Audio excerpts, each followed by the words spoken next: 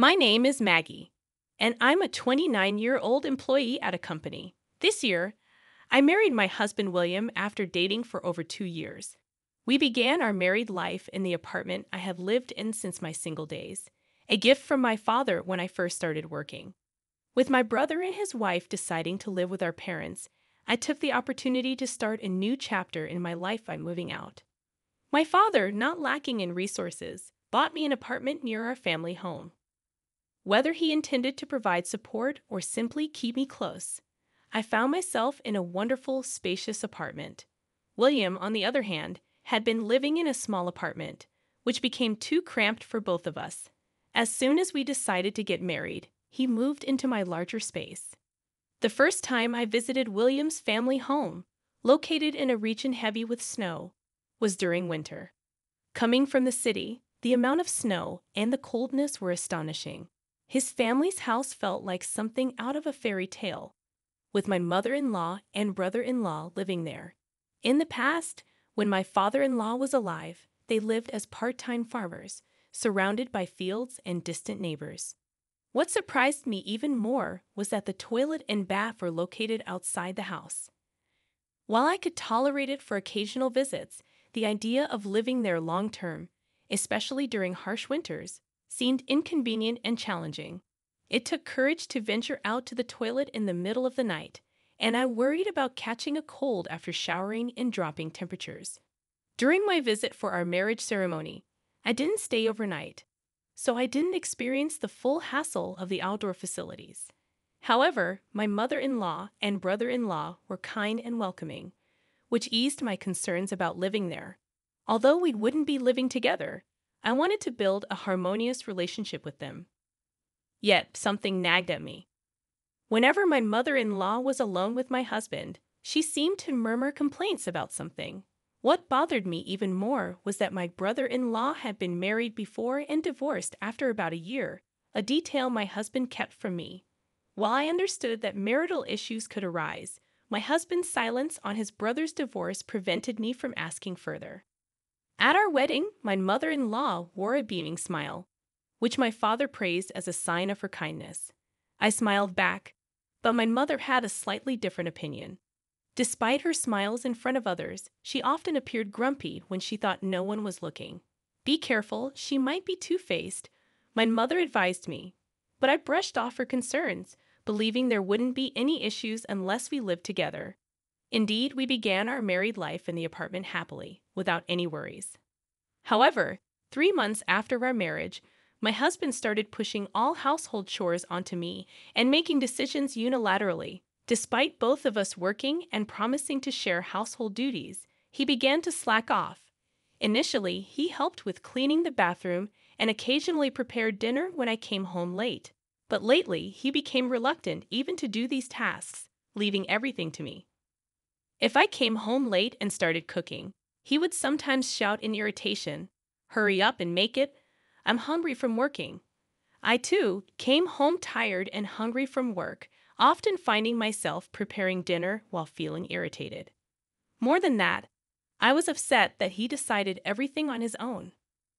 Perhaps there were signs before we got married, but I misunderstood and thought he was a decisive and reliable man. Not long after our wedding, furniture and a sofa suddenly arrived at our place. I was shocked and asked my husband, "What's this about? Where do you plan to put this sofa and furniture?" With a smile, my husband replied, "I don't feel the current vibe of this room suits me, so I thought of replacing the furniture with ones that match my taste."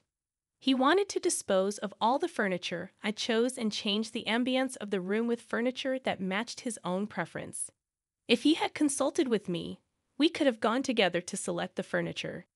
But my husband acted on his own accord, disregarding my preferences completely. It was okay for him to style his own room however he wanted.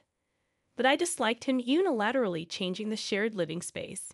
His sense of design lacked coherence, and I was left speechless by his choice of mismatched furniture colors and shapes. Then, an unexpected proposal came up. "It would be nice if you could pay for it." After all, this was originally your apartment, wasn't it? Frankly, I was already frustrated that he had taken over the living room with his tasteless furniture. But now he was asking me to pay for it. I wondered if he was joking and asked him again, why should I pay for it? Moreover, it's the furniture you bought on your own. Normally, I don't talk back, but this time I responded strongly. My husband seemed lost for words, but he apparently didn't want to spend his own money. This year marked our first Christmas since getting married, so we decided to spend the holidays at his parents' home. It was my first day at my in-laws' house, so I was anxious and nervous. At that moment, my mother-in-law spoke with a kind smile. Maggie, you can relax here. However, I couldn't just sit idly, heeding my mother's advice.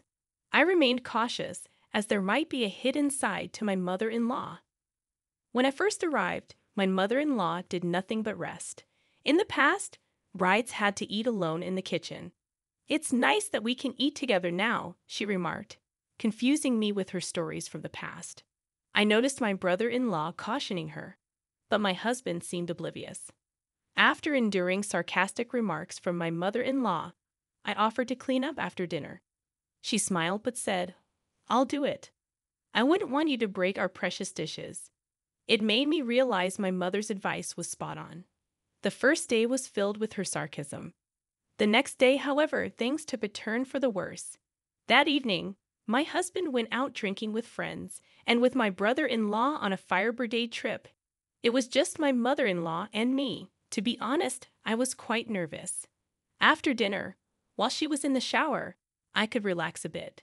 But when she came out, she said, I'm going to bed now. Make sure to lock the front door. I awkwardly replied, yes, and prepared to take my shower in the separate bathhouse, which was chilly. Local residents might be used to it, but for me, it was tough. After I had settled in, the lights in the main house suddenly went out while I was relaxing in the bathtub. I thought I heard footsteps outside, so I stayed still and listened carefully. After a while, the lights went out, and it became pitch dark. At first, I thought there was a power outage, but when I peeked out the window, the lights in the neighboring house were still on. I began to suspect if my mother-in-law was playing a mean prank on me. I didn't think my mother-in-law would do something so terrible. Since she would make sarcastic remarks with a smile, a feeling of unease arose in my heart, thinking that perhaps it might be possible. I quickly got out of the shower, dried off, and changed into my pajamas. The room was pitch dark initially, and I couldn't see anything, but as my eyes adjusted, the moonlight illuminated the room, allowing me to change. While thinking, what a childish prank to pull. I tried to open the door to go outside, but no matter how hard I pushed, it wouldn't budge. Even body slamming the door didn't help. Panic set in. There was a window, but it was barred from the outside. Fortunately, I had my smartphone with me. I tried to call my husband for help, but he didn't answer. On the third attempt, my husband finally answered the call and suddenly shouted loudly, "Why are you bothering me? Can't you see I'm enjoying myself right now?" It seemed my husband was drunk, but I desperately needed his help, so I pleaded with him. "I can't get out because the bathroom door won't open. Please come here right now." However, it seemed he didn't understand or didn't care, as he responded vaguely, "It's your fault for taking a shower at this time. I'm drunk and can't come. Goodbye." After he hung up, I tried calling him multiple times, but it appeared he turned off his phone. I considered contacting the police or fire department, but thought that should be a last resort. I hesitated to report to the police because I feared my mother-in-law would be angry. First, I tried to find a way to escape on my own. I thought maybe if I shouted out of the bathroom window, someone passing by might notice. However, the window had frozen shut. My husband had mentioned that the pipes sometimes freeze. If I were to be trapped here all night, I might freeze to death. Just as I was reluctantly about to call the police, I heard a voice from outside. "Has the breaker tripped and the lights are out?" "Hello, is anyone inside?" Hearing that voice brought relief. I heard a knocking sound, realizing someone outside was trying to help. And soon enough, the door was opened. I thanked the old man. He sighed and said, "She never learns, does she?" Trying to torment her daughter-in-law again. This old man was a neighbor to my husband's family home. a distant relative of my husband's, and he guided me to his house. Seeing me, his wife looked surprised. After the old man explained the situation, she invited me in. Looking lost for words, the old lady offered me a blanket since I was only in pajamas and served warm tea. Once I had calmed down, the old man told me about my mother-in-law's history of tormenting daughters-in-law. Your mother-in-law has a habit of bullying her son's wives. She's locked several in the bath before. The wife of the eldest son was locked in the bathroom multiple times and eventually left the house. Not only the wife of the eldest son, but when my husband had a different fiancé before, the mother-in-law locked her in the bathroom as well. The old couple had noticed the bathroom light shining in the darkness and grew suspicious, which is why they came to check. The old couple next door knew that my mother-in-law had trapped others in the bathroom in the past, and it seemed they had come to the rescue on several occasions.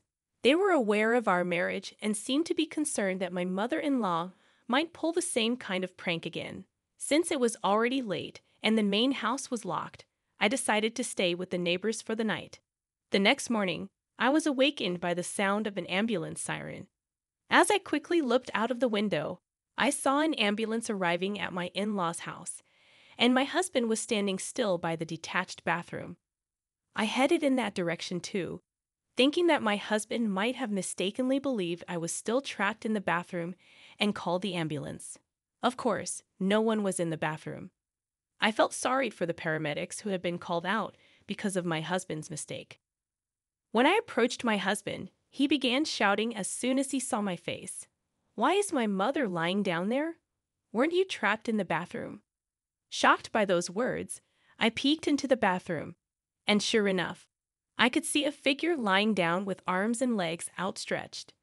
The woman being spoken to by the paramedics sat up, touching the back of her head. It seemed her life wasn't in danger, and from her figure, I recognized that it was my mother-in-law.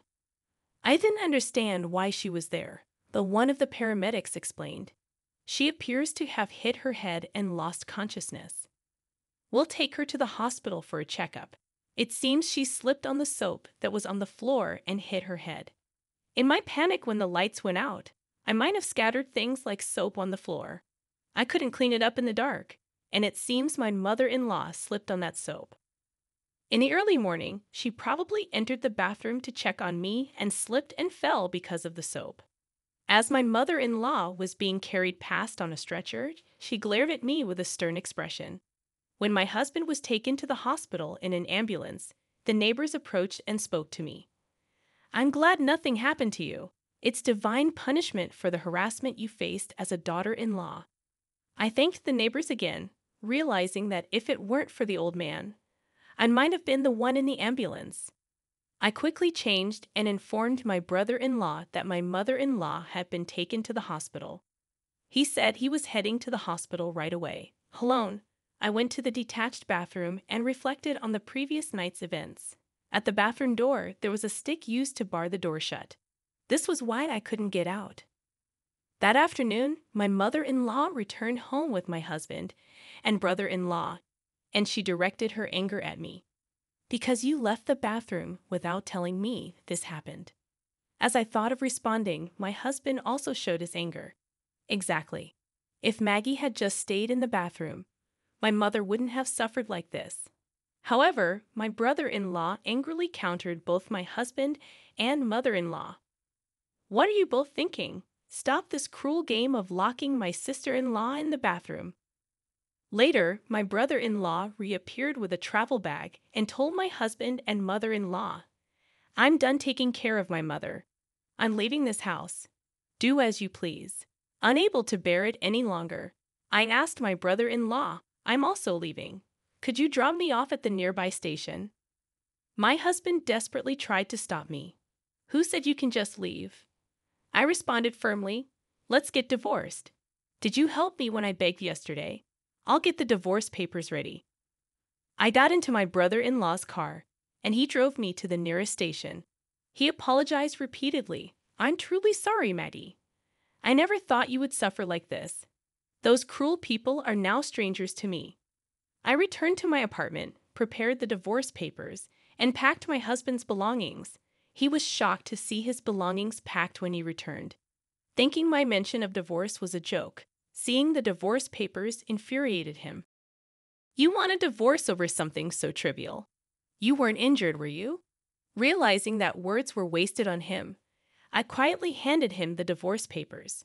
Reluctantly, he signed. My husband left my apartment, but it seems he doesn't have the money to rent another place or hasn't yet found a place to stay.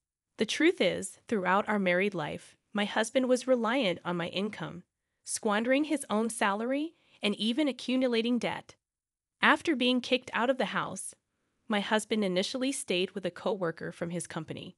However, over time, even that coworker grew distant from him, and it seems he lost all the people who were willing to support him. Losing his home, running from debt collectors, and even losing his job, my husband has been put in a dire financial situation. My mother-in-law has also become the subject of rumors in the neighborhood, saying she harassed her daughter-in-law to the point of divorce. She seems to be avoided by others, and I heard from my brother-in-law that she is living a life of solitude, much like my husband. Furthermore, since my brother-in-law also left the house, she has to make ends meet with just her pension, putting her in a financially difficult situation. In the countryside, a car is essential to go anywhere, but with no one at home and being disliked by the neighbors, it seems she can't get any assistance. It appears that my mother-in-law, abandoned by both family and neighbors, is living all alone. As for my husband, he is overwhelmed with his own problems and doesn't have the capacity to help his mother. After the divorce, I disposed of the tacky furniture my husband had chosen. I started a new life with my favorite furniture, hopeful for a better future and seeking new positive encounters.